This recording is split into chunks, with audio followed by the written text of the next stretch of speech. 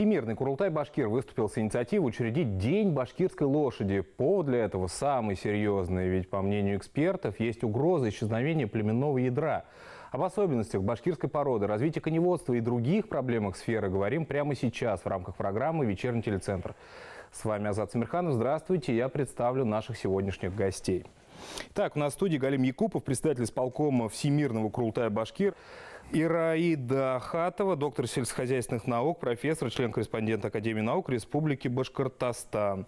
Также с нами сегодня Насыров Руслан Рафаэльевич, заместитель директора по стратегическому развитию и инновациям ипподрома Акбузат. Нафиса Гарипова, начальник научно-производственного отдела все того же ипподрома Акбузат. Здравствуйте, уважаемые гости. Спасибо большое, что пришли. Так, Галим Нигалевич, правильно я сказал, да, что поводом учреждения этого дня служит такая проблематика, да, и возможное исчезновение в перспективе ядра нашей башкирской породы? Ну, наверное, совсем до исчезновения ядра еще далеко, но есть такая угроза. Соответственно, пока мы не потеряли башкирскую породу лошади, Всемирный Курултай-Башкир, ну, прямо, скажем так, настаивает на мероприятиях, на неких мероприятиях для того, чтобы эту историю не сделать последней для башкирской породы лошади. Это логично, что вы заранее как бы конечно, думаете, да, в завтрашний день. Надо ведь думать как минимум на 4 хода вперед, как в шахматах. Ну и, соответственно, значит, мы думаем, что не надо ограничиваться только одним днем, да, который бы вот, ну, прозвучал как апогей, да, собственно, в течение года эту тему поднимать и максимально информировать население о том, какая работа идет, в том числе и Министерством сельского хозяйства республики, биологами нашего уважаемого сельскохозяйственного университета. Ну и, конечно же, самим ипподромом Акбузат, который является у нас, конечно, самым центром развития башкирской породы лошади в том числе. Поэтому вот здесь, конечно, хотелось бы, чтобы, ну, во-первых, мы дату придумали, а во-вторых, чтобы у нас это мероприятие стало традиционным, да. То есть мы к нему уже могли бы что-то такое интересное выдумывать и приурочивать. Скажите, пожалуйста, ну, можно много рассуждать, да, в чем особенность башкирской породы. Ну, вот, кому, как не вам, об этом рассказывать, вы об этом знаете все, и, пожалуйста, вам слово. Ну, начнем, наверное, с того, что коневодство является одной из основных отраслей животноводства во всех регионах нашей страны, но для Башкортостана эта отрасль имеет особое значение, потому что и быт, и история башкир, и сегодняшний день башкир всегда связаны с лошадью. Недаром про лошадь слагают легенды, поют песни, и легендарный жеребец Акбузат является как бы нашим национальным героем. И поэтому сохранение и совершенствование башкирской породы лошадей является сегодня актуальной задачей. Я не стану драматизировать события и сказать, что мы все потеряли, да? Или мы все теряем. Нет, у нас еще достаточно племенных ресурсов для того, чтобы восстановить лошадь. Но не скрою, что нулевые годы, когда множество племенных лошадей перешли в частные руки, и таким образом была развеян тот ценный массив лошадей, которые были сформированы, это племенное ядро породы. Конечно, вот эти годы они нанесли непоправимый урон нашей отрасли. За счет чего можно восстановить это ядро, наполнить его, как бы, да, ну, что называется, к тем рубежам, о которых вы говорили? Генофонд лошади – это то основное, на котором зиждется вся племенная работа. И вся отрасль использует. И уникальная порода наша башкирская порода лошадей. Теперь уже с 90-го года это заводская культурная порода, которая официально внесена в реестр селекционных достижений. Она имеет свою уникальную историю. И эта порода лошадей характеризуется набором самых удивительных признаков, которых, я бы сказала, по уровню выраженности этих признаков ни одна порода в нашей стране не может быть сопоставлена с башкирской лошадью. Башкирская лошадь при хорошем уходе и хорошей технологии может давать за лактацию более 4000 килограммов молока. Башкирская лошадь может возить груз более Она выносливая, тонны. неприхотливая, да? Она может развиваться с приростами в сутки, набирая по 2 килограмма прироста, и выдерживать суровые зимы, добывая сама себе корм. И такой другой породы я не могу привести, сопоставлять с нашей породой. И поэтому тем более трагично, что мы в 90-е нулевые годы потеряли основной массив племенных лошадей, то есть ее племенное ядро. Но племенным ядром называют тех животных, которые не только сами владеют высокими признаками, например, высокой молочностью, хорошими мясными качествами, но и прекрасно передают это по потомству. Только тогда животное считается ценным, то есть племенная ценность заключается не только в уровне признака, но и наследуемости этого признака. Вот поэтому сегодняшняя наша задача сейчас выявлять и в дальнейшем подвергать селекции тех ценных особей, которые могут нам обеспечить совершенствование нашей породы.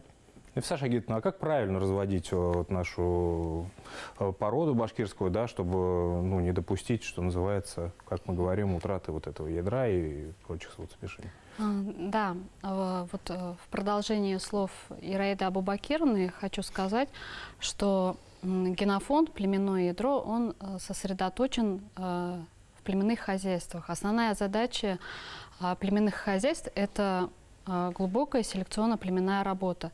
На сегодняшний день у нас общее поголовье племенных животных в республике составляет порядка 8000 голов. Из них маточного поголовья 4000 голов.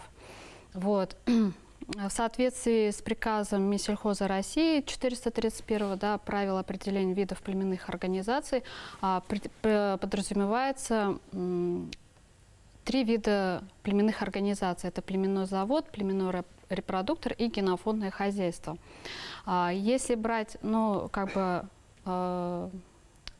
как пример, взять треугольник, на самой вершине это племенные заводы, далее племя-репродукторы и нижние это товарные хозяйства.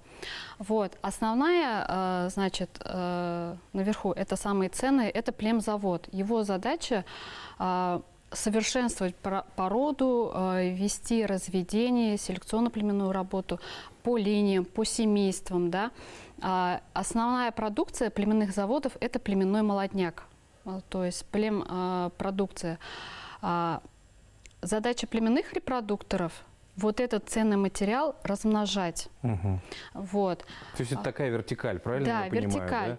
Да, племзавод может реализовывать как товарным хозяйством, так и племорепродуктором. Вот. Племорепродукторы размножают вот этот ценный генетический материал и уже реализуют товарные хозяйства. Основная задача товарных хозяйств – это получение продукции, молоко, мясо, да. У них нет такой задачи заниматься разведением, лошадку, да. Выращиваем. Если товарное хозяйство не будет заниматься селекцией, да, то есть поголовье будет, как сказать, Уменьшаться. вырождаться, Вырождаться. да, терять свои качества, да, вот. Ну, то есть это просто смешения какие-то, да, да, и мы теряем поэтому- уникальность, вот этот вот Да, и генетический поэтому код, как да? бы они обновляют Да, надо же свою понимать, кровь что, именно с племенных башкирская хозяйств. порода была выведена путем народной селекции. Да. А народная селекция, она проходила на протяжении там столетий. Ну и, соответственно, она наделена уникальными качествами. Насколько я знаю, это вот тюркские народы там в течение нескольких столетий, как бы, да, вот... Ну, разводили, да. кочевали на них и так далее. Но у нее одна из самых, наверное, уникальных качеств – это то, что башкирская кобыла рожает прямо в снег в марте месяце. И через некоторое время жеребенок, там, 10-15 минут, он уже скачет достаточно крепкий, окрепший и так далее. Если мне Так не и да. изменяет память, порядка 400 килограмм жеребенок, правильно я понимаю или нет?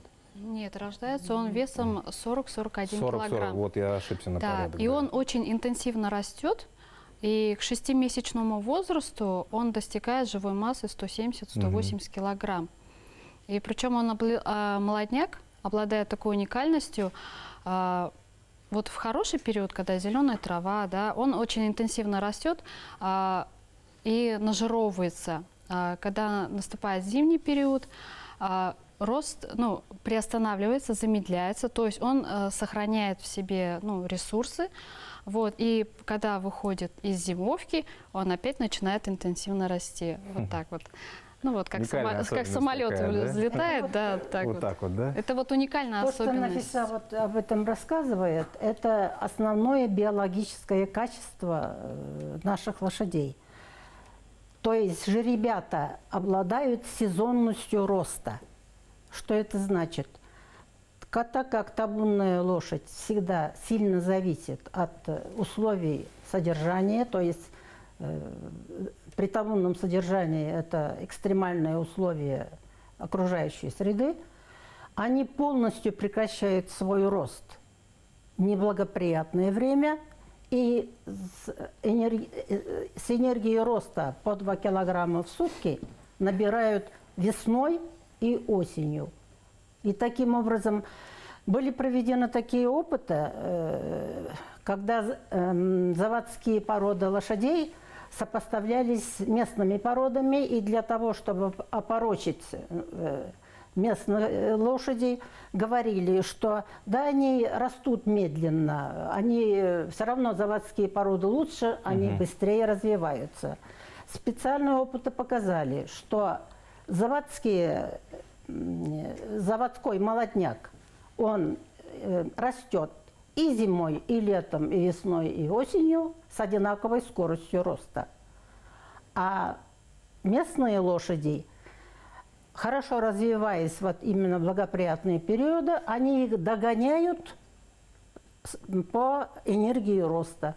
И таким образом было доказано, В итоге что они уравниваются в параметрах, не весе хуже, и так чем далее. Да? заводской молодняк. Да, но при Понимаю. этом затрат меньше на выращивание по сравнению с заводскими У породами. местных, да, у Эта местных. порода Да. очень выгодная для фермера. Да. Соответственно, Ну, конечно, я не помню, как это называется, тебеневка, да?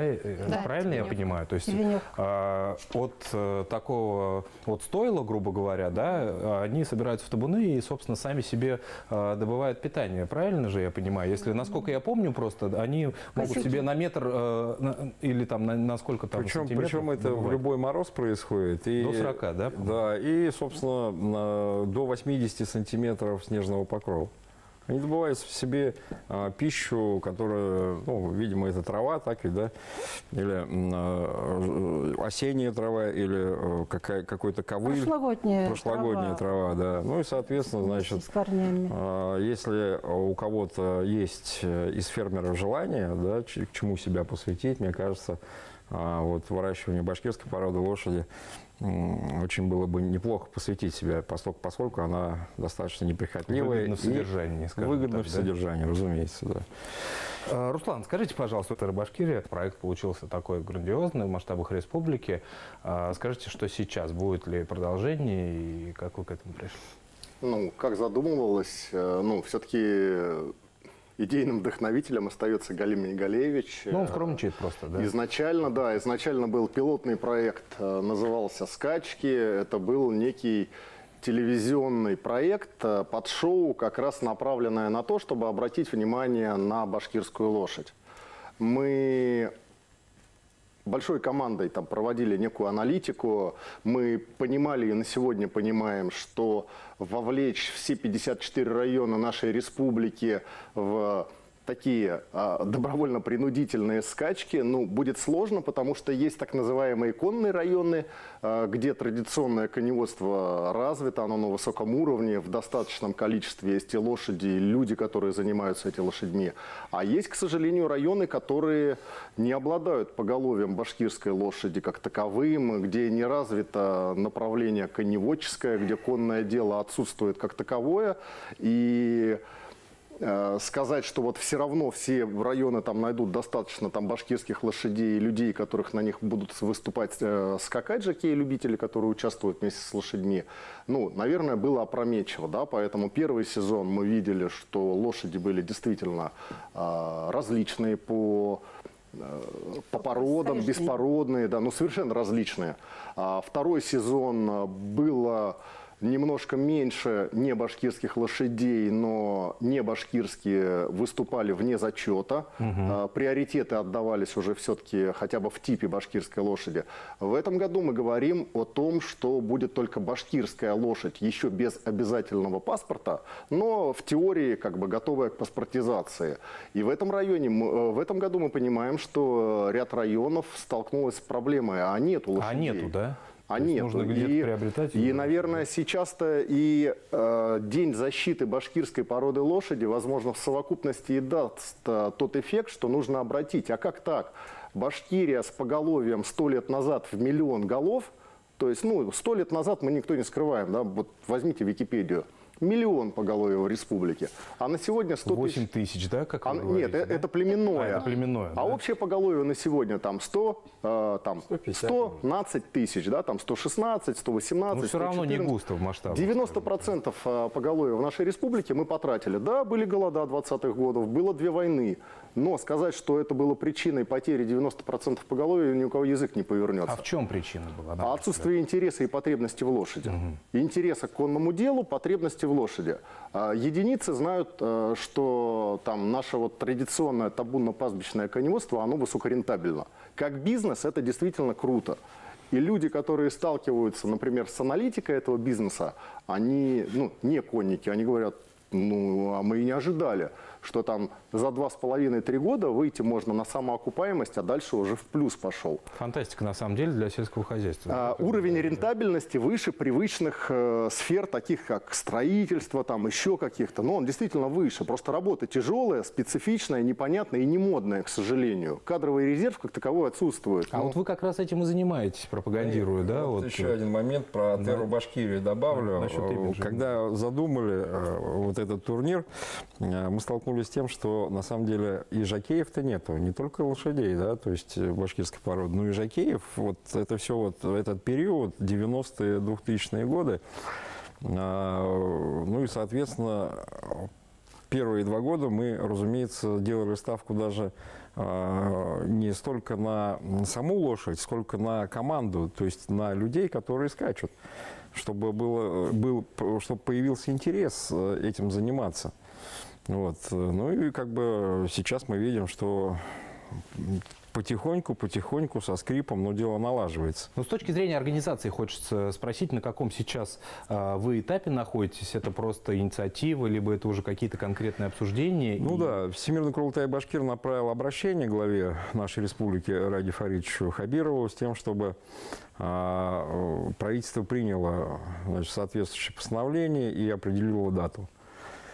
Для этого все, собственно, есть. Вы знаете, нужно только определиться с датой, с чем, на самом деле, достаточно сложно, потому что лошадь Ираиды Абубакировной была выявлена как заводская лошадь в 90-м году в декабре. А декабрь, вы знаете, какой, да, месяц, там, суета и так далее. Суета, закрытие года и все прочее. Совершенно верно, да. этого, Поэтому, конечно же, сама дата должна быть летом, в какой-то из наверное, это должна быть какая-то суббота, ну, я имею в виду первая или там вторая суббота месяца, да, летнего месяца. Ну и, соответственно, значит, к этому уже все остальные мероприятия можно к этой дате интегрировать. Ираида Абубакировна, а как вы думаете, что вот за этим может следовать, да, что называется? Как мы можем защитить? То есть мы определили дату, что это будет? Это какой-то, я не знаю, формат праздника, да, либо это какие-то научные, может быть, площадки для того, чтобы сохранять, приумножать, развивать? Ну, я думаю, что, во-первых, это будет большое внимание отрасли, то есть обозначенный день.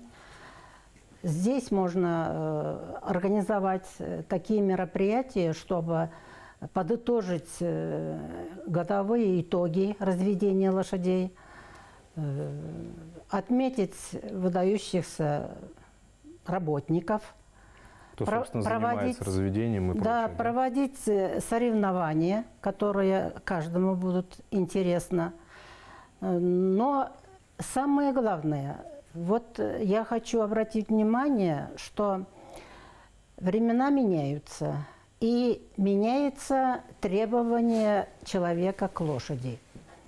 Если 2000-е годы самое главное было это рабочее коневодство, то есть из поголовья более 200 тысяч голов у нас около 65% составляли рабочие лошади. А до этого, 45-е, 50-е годы, каждая лошадь состояла на учете как лошадь конной армии. Там на каждую лошадь в райкомах были заведены карточки. И те люди, которые обошлись с лошадью плохо, в случае чего она пострадала, это уже было уголовное преступление. Да? И вот сейчас, разумеется, нет у нас такой необходимости в рабочих лошадях. Но интерес к лошади не пропадает. Сейчас сильно возрос спрос на конское мясо и кумыс, потому что люди уже интересуются здоровым образом жизни, а продукты конина – это является диетическим видом мяса, где холестерина совсем немного, и высокое содержание белка. И любой человек, который интересуется здоровым образом жизни, конечно, предпочтет конину всем остальным видам мяса. Про кумыс я уж и говорить не буду, потому что это уже признанный во всех регионах страны продукт. Помимо продуктивного коневодства, сейчас возрастает интерес к лошади как для проведения досуга, например, конный туризм, прогулки на лошадях, спортивные лошади, детские спортивные школы. И мне кажется, это прекрасные воспитательные мероприятия для детей. Я уверена, что любой ребенок, который с детства приучился к лошади, вырастет прекрасным человеком. В нем всегда будет присутствовать доброта, понимание природы. И пусть он потом хоть космонавтом будет, но все равно он в душе останется вот добрым человеком, который вот путь в эту доброту откроет башкирская лошадь. Ну, Тем более наша лошадь, она очень спокойна. С ней может совладать даже маленькие дети. Характера, да, это тип нервной деятельности, поэтому в иппотерапии вот, используется спокойная лошадь, не покалечит ребенка, можно доверять даже маленьким детям. Я поэтому считаю, есть что добавить, да, коневодство всегда будет интересно. Ну, вот в конно-спортивных комплексах, в районах, которые, да, в нашей вот школе Олимпийского резерва и Пятиборья дети начинают заниматься на башкирских лошадях. Вот. Знакомиться, стартует, скажем так, в этот мир стартует входит, да? именно вот с башкирских, это вот, и потом уже переходит на более таких спортивных лошадей, на тракенинских, чистокровных, уже на более высокой Халтыкинских и прочих, да? Да. Я понимаю. Руслан, скажите, пожалуйста, вот как, по вашему мнению, готовы ли люди с деньгами, да, бизнес, инвесторы как-то вкладываться, я не знаю, будь то это скачки, да, или то, о чем говорит спикер наш уважаемый, там, я не знаю, там, какое-то направление по мясу, кумысу и так далее, либо все это у нас по-прежнему находится на таком непрестижном уровне, как вы говорили, и Галина Негалевич тоже. Ну, вы знаете, на сегодня в плане потенциально тех, что кто-то там готов, имеющих там ресурсы финансовые в первую очередь, наверное, можно сказать, что, по крайней мере, у нас, благодаря вот, открытию нашего предприятия, да, Центру компетенции по коневодству и конному спорту, да, мы же не просто сейчас ипподром, мы Центр компетенции. Можно, наверное, начать говорить, что появился интерес, потому что люди ездят по соседним регионам, там люди приезжают с Свердловской области и говорят, а почему у нас нет конно-спортивных комплексов, таких, которые есть в Свердловской области, которая исконно конным регионом не является. Там есть. У нас таких вот классных, высококлассных площадок конно-спортивных у нас нет. А в чем это заключается? Я не знаю. Это какие-то площадки под конкур или что? Мне казалось, что наш Акбузат как бы ультрасовременный. Наш Акбузат – это ипподром. Ипподром, он нужен для испытания лошадей. Это часть селекционной работы, которая в видении Министерства сельского хозяйства.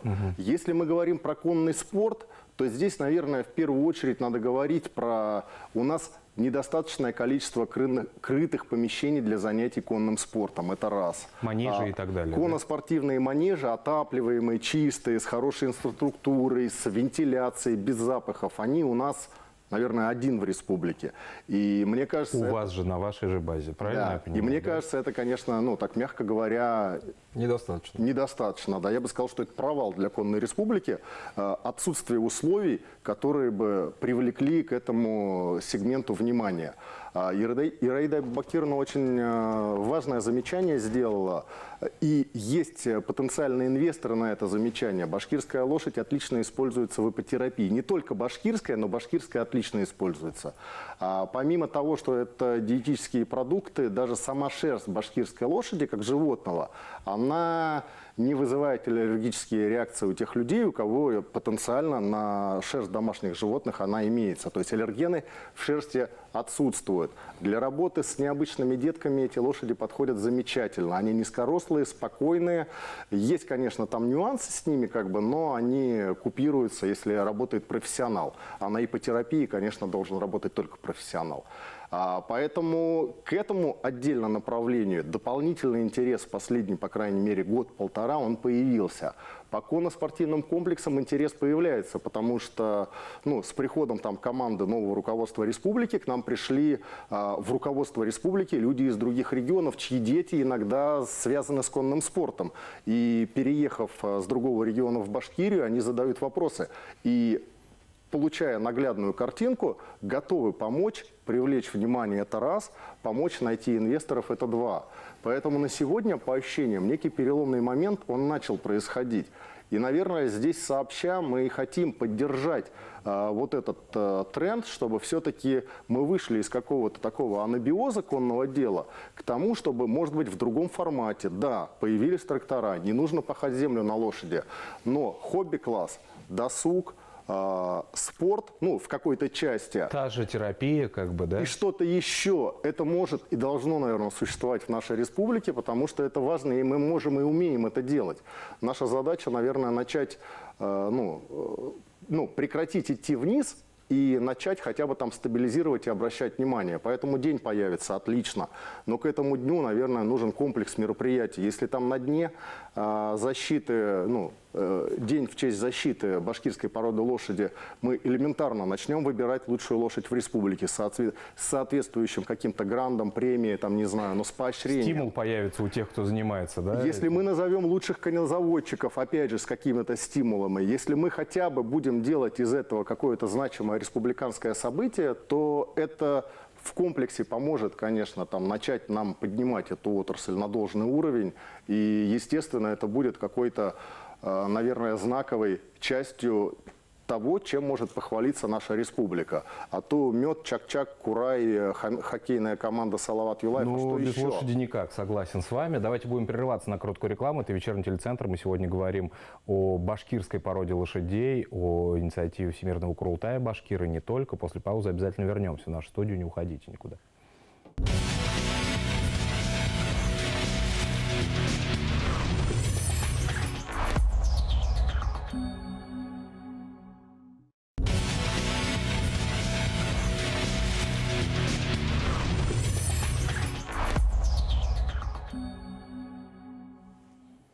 Это «Вечерний телецентр». Сегодня говорим о башкирской породе лошадей. К нам присоединяется во второй части программы Айтуган Фаттахов, индивидуальный предприниматель из Абзелиловского района. Айтуган, добрый вечер, здравствуйте. Добрый.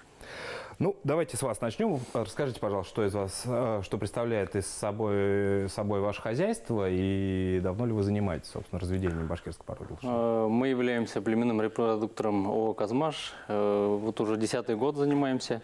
Наша задача состоит в том, чтобы возродить, сохранить, приумножить башкирских лошадей. Также на сегодняшний день популяризируем через интернет-площадки, как ТикТок, Инстаграм. Тем самым наших лошадей мы... Пиарите нашу лошадку, да? Да. В соцсетях. Да-да-да.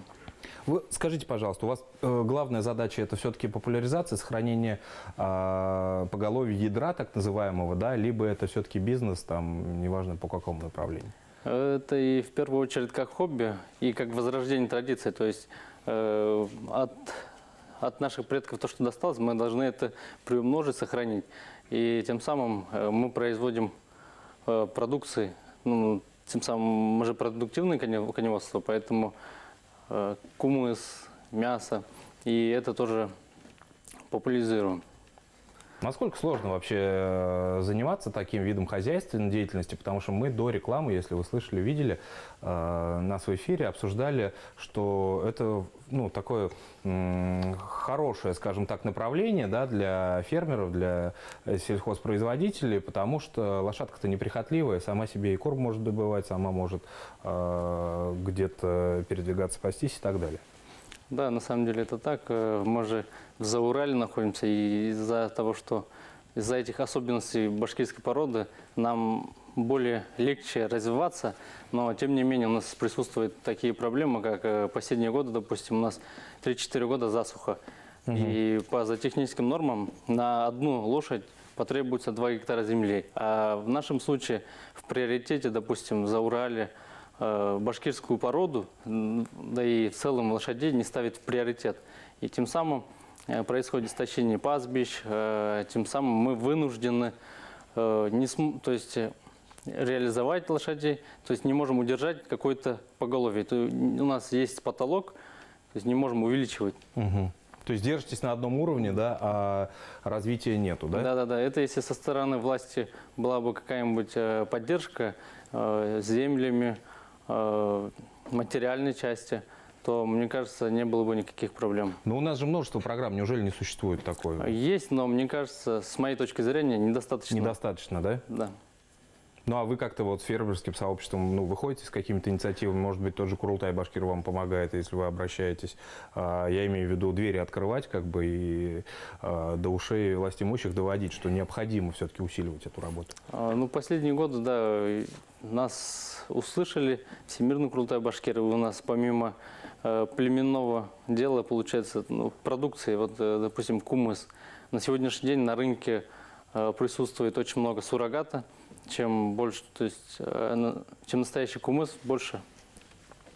И поэтому, мне кажется, если ассоциация какая-нибудь, если день коневодства башкирской породы, то это бы помогло бы. Я буквально перебью на секундочку. Мы планируем, значит, завести такой вот сертификационный лейбл, скажем так, да, это добровольная сертификация по традиционному башкирскому продукту. Прежде всего мы это будем делать именно для кумыса.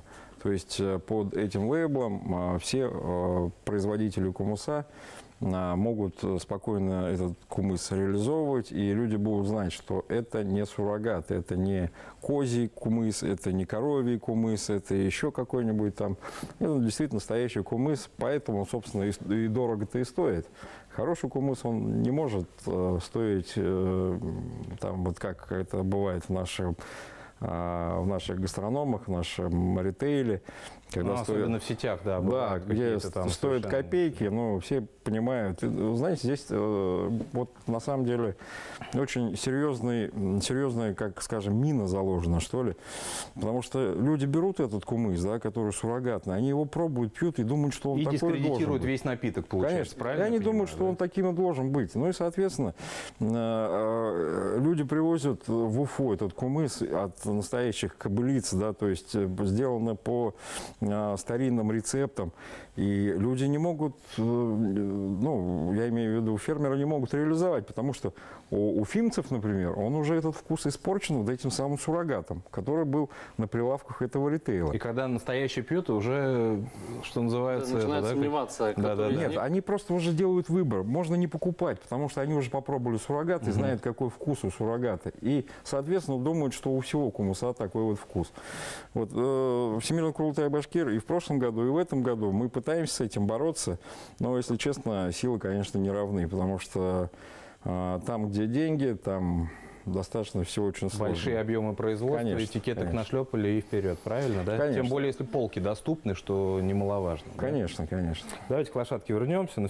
Саша Гитна, вот мы все время говорим ядро, да, но я не совсем понимаю даже, что это такое ядро. Ну, то есть в моем представлении это такой, ну, как бы, не знаю, что ли, пул, что ли, я не знаю, вот этих вот лошадок, да, которые являются основой там и отвечают всем критериям. Правильно я понимаю? или Да. нет? Селекционное ядро – это поголовье маток наиболее высокоценных, которые имеют высокую продуктивность, хорошую плодовитость, их потомство достаточно хорошо развивается, вот, имеет высокие продуктивные и племенные качества. Основным регламентирующим документом вот в этой работе является приказ Минсельхоза Республики Башкортостан номер 315 от 5 ноября 2013 года об утверждении положений по племенному учету, паспортизации и идентификации лошадей башкирской породы, племенных лошадей башкирской породы и положение о порядке допуска племенных лошадей башкирской породы в гладких скачках на ипподромах Республики Башкортостан. В соответствии с этим документом он зарегистрирован в Минюсте, то есть имеет государственную силу. Вот, и в соответствии с этим документом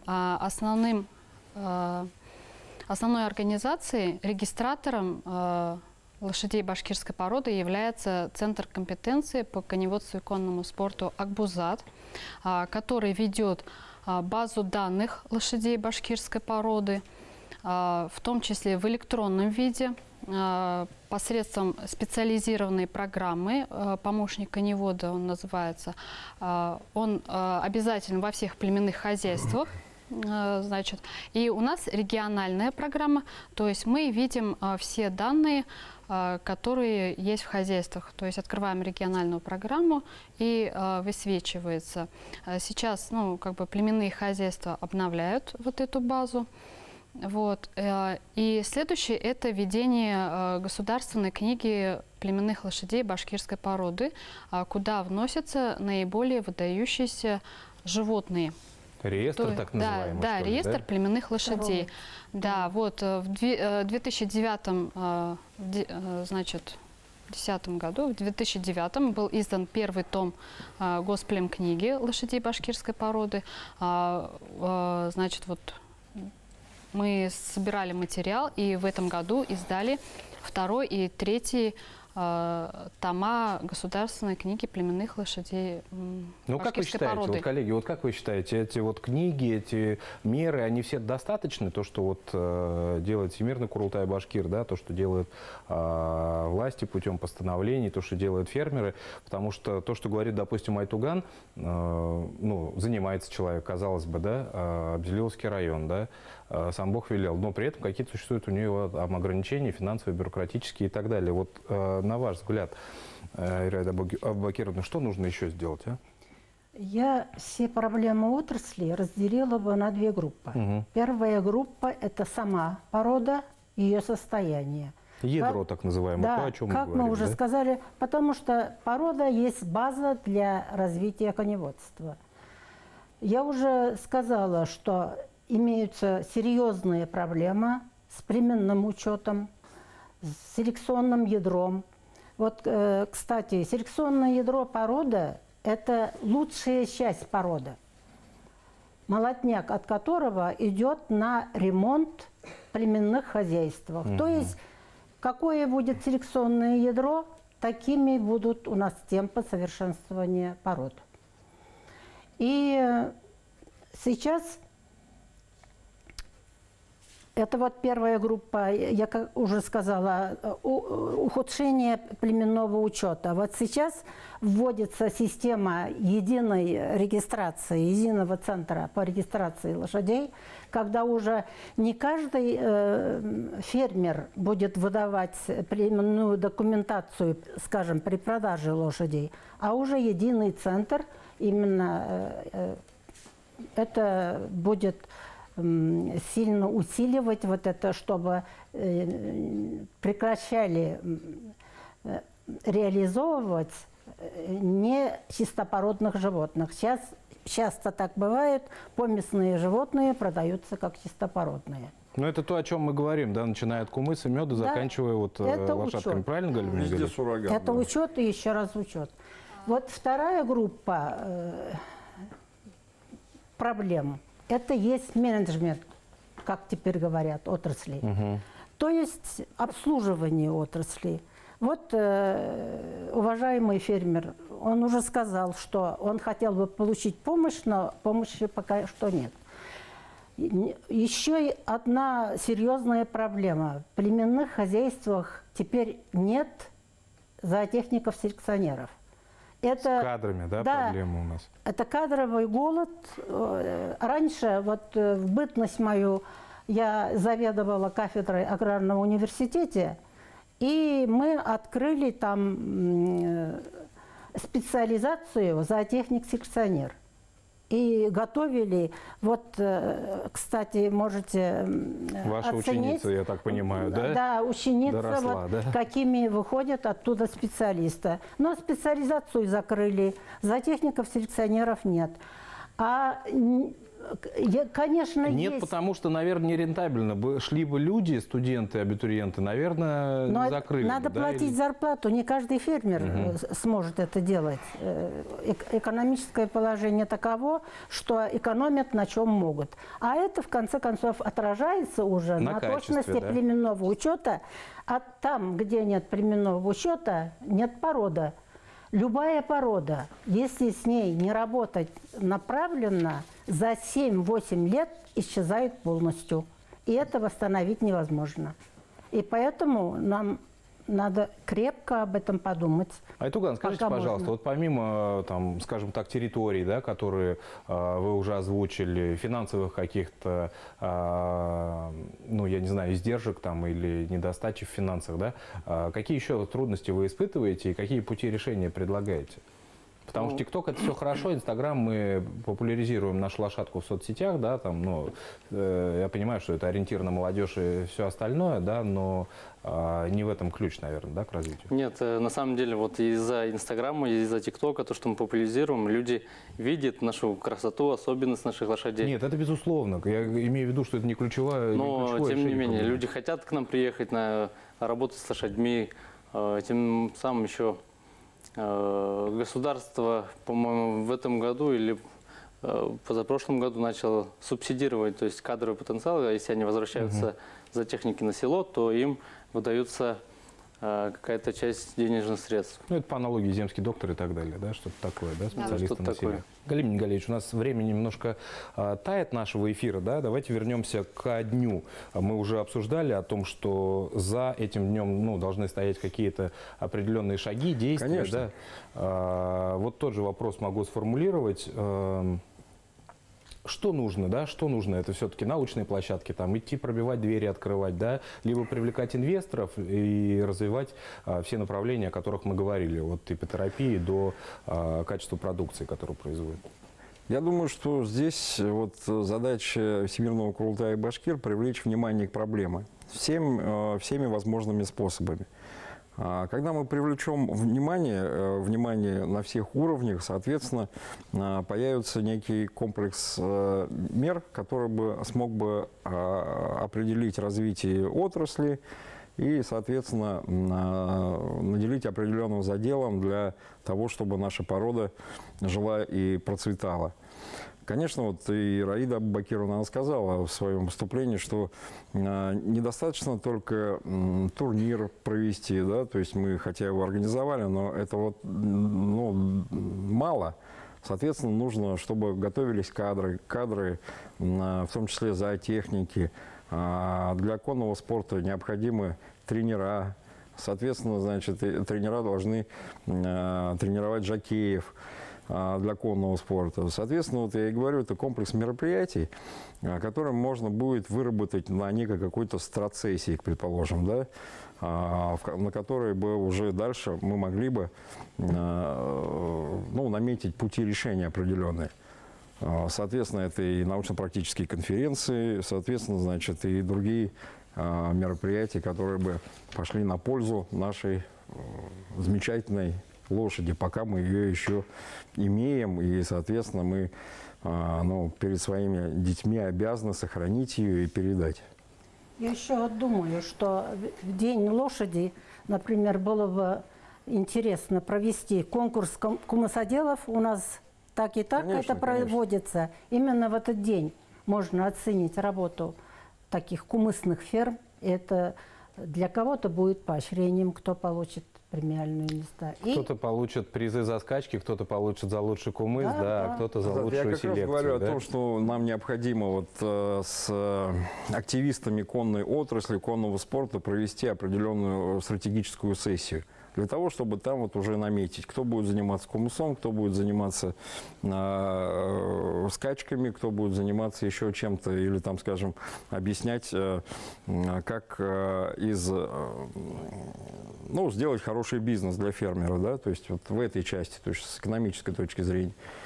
Вот, собственно, вот, наверное, нам необходимо, прежде всего, это стратегическая сессия. Ну и, соответственно, значит, приурочить все остальные За мероприятия. заседаниями и умами, да, последуют действия, и, наверное, Конечно, будет конечно. результат. Давайте будем завершать на этой ноте. Это был вечерний телецентр. Мы сегодня говорили о башкирской лошади, о возможном учреждении ее дня и проблематике, сопутствующей ее сохранению и разведению. Был вечерний телецентр. С вами был Азат Смирханов. Увидимся в эфире обязательно. До свидания.